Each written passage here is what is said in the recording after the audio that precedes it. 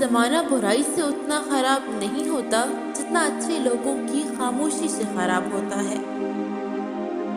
لوگوں پر اپنا بھروسہ قائم رکھنا سیکھو، کیونکہ یہ دنیا کی سب سے قیمتی چیز ہے۔ جو لوگوں پر ظلم کر کے عزت چاہتا ہے، اللہ تعالیٰ اسے اپنے انصاف کے ذریعے ذلیل و خوار کر دیتا ہے۔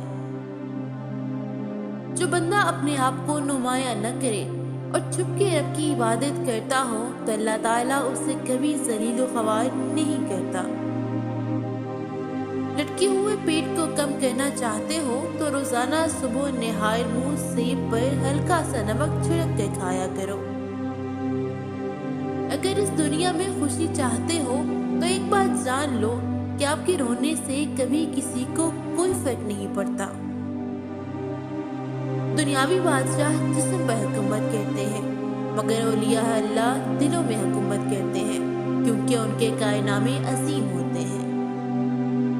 قرآن کریم میں ہے کہ بری چیز بری کے لیے اور اچھی چیز اچھی کے لیے پیدا کی گئی ہے۔ خبیثوں کو انبیاء کرام کی عمدہ نصیحتیں اچھی نہیں لگتی، کیونکہ وحی کا اثر ان کے دماغ کے موافق نہیں ہوتا۔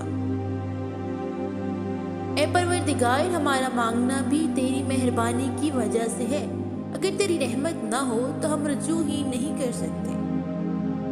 گفتگو سے سمجھ بوجھ میں اضافہ ہوتا ہے، لیکن خاموشی اور تنہائی میں رہ کر لوگ عظیم ذہن بنتے ہیں۔ اچھی سوچ سوچو گے تو تمہیں راحت اور سکون نصیب ہوگا، بری سوچ سے تم تباہی کا سبب بنو گے۔ حکیم لقمان نے فرمایا کہ میں نے 4000 نبیوں کی خدمت میں حاضری دی ہے، اور ان پیغمبروں کی مقدس کلاموں میں سے 8 باتوں کو چن کر میں نے یاد کر لیا۔ وہ 8 باتیں یہ ہیں۔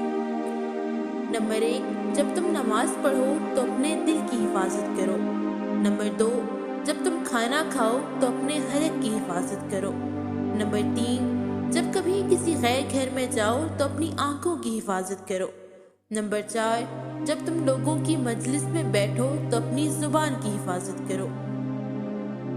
نمبر 5، اپنی موت کو یاد کرتے رہا کرو۔